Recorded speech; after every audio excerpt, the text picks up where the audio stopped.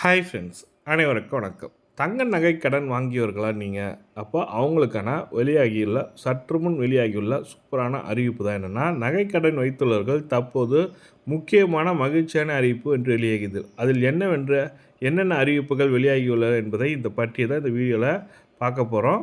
So இந்த video பிடிச்சிருந்தா ஒரு லைக் பண்ணுங்கள், கூடிய சப்ஸ்கிரைப் பண்ணுங்கள். சப்ஸ்கிரைப் பட்டன் ப்ரெஸ் பண்ணிவிட்டு கூடிய பெல் பட்டனையும் ப்ரெஸ் பண்ணிங்க. அப்போ தான் நம்ம போடுற வீடியோ உடனுக்குடனே உங்களுக்கும் கிடைக்கும். நீங்களும் மிஸ் பண்ணாமல் பார்க்கலாம். வாங்க வீடியோக்குள்ளே போகலாம். வங்கி மற்றும் நகைக்கடன் வழங்குவதில் நிதி நிறுவனங்கள் நகைக்கடன் வாங்கியவர்கள் பலர் முழு தொகையும் செலுத்த முடியாமல் வட்டி மட்டும் செலுத்தும் வசதியை அசலை கட்ட முடியாமல் நகை மீட்க முடியாத நிலையில் இருந்து வந்த நிலையில் அவர்கள் பயன்பெறும் வகையில் புதிய சலுகை இந்திய ரிசர்வ் வங்கி கொண்டு வர உள்ளது. அந்த புதிய சலுகையின்படி வீடு வாகனம் கடன் போலவே இஎம்ஐ எனப்படும் மாத தவணை முறையில் விரைவில் நகைக்கடனுக்கும் கொண்டு வரப்பட உள்ளது. நகைக்கடனில் வட்டி மற்றும் அசலை கணக்கிட்டு இஎம்ஐ அதாவது மாத தவணை திருப்பி செலுத்த வசதியை ஏற்படுத்த வங்கிகளுக்கு நகைக்கடன் நிறுவனங்களுக்கும் தயாரிக்க வருகின்றன. இதன் மூலம் ஏராளமானோர் பயன்பெற உள்ளனர் சொல்லியிருக்காங்க. இந்திய ரிசர்வ் வங்கி வெளியிட்ட சுற்றறிக்கையின் தங்க நகை கடன் தொகை, நகை மதிப்பீடு, நகை ஏலத்தின் வெளிப்படைத்தன்மை, நகைக்கு இணையான கடன் தொகை விகிதம், ஒரே அடமான கடன் மீது கூடுதல் கடன் ஆகியவற்றில் பல குறைபாடுகள் தெரிய வந்திருப்பதாக அதில் கூறப்பட்டுள்ளது.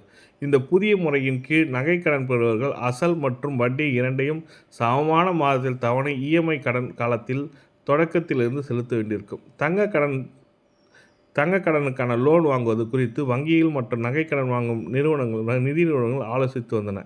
இதனைத் தொடர்ந்து நகைக்கடன் வங்கியில் புதிய வசதியாக இஎம்ஐ திட்டத்தை அறிமுகம் செய்ய வங்கிகள் நகைக்கடன் நிறுவனங்கள் நடவடிக்கை எடுத்துள்ளன. அதன்படி பெறப்படும் நகைக்கடனுக்கு வட்டியை மட்டும் கட்டாமல் குறிப்பிட்ட காலத்தை சேர்த்து வங்கிக்கான அசலையும் கூடவே மாதத்தவணை போல் கட்டணும் சொல்லியிருக்காங்க. அசலையும் வட்டியும் மாதத்தவணை போல் கட்டணும் சொல்லியிருக்காங்க.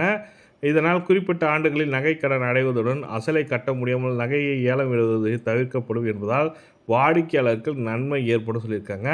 இந்த புதிய விதிமுறை விரிவில் அமல்படுத்த உள்ளன. இதன் மூலம் நகைக்கடன் வங்கியவர்களுக்கு மகிழ்ச்சியான அடைந்துள்ளனர். அடுத்த அறிக்கையாக மத்திய நிதியமைச்சர் நிர்மலா சீதாராமன் அம்மா அவர்கள் பார்த்தீங்கன்னாக்கா நகைக்கடன் குறித்து ஒரு முக்கியமான அறிவிப்பு வெளியிட்டார்.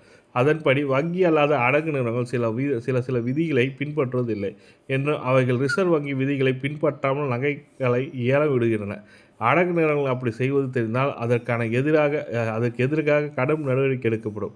வங்கி அல்லாத நிதி நிறுவனங்கள் கடன் வசூல் நடைமுறைகளை நியாயமானதாகவும் மரியாதையாகவும் இரக்கமுள்ளதாக இருக்க வேண்டும் என்று சொல்லிட்டு விதிமுறைகளை பின்பற்றி மட்டுமே நீங்கள் செயல்பட வேண்டும் என்று மத்திய நிதியமைச்சர் நிர்மலா சீதாராமன் எச்சரிக்கை கொடுத்துருக்காங்க.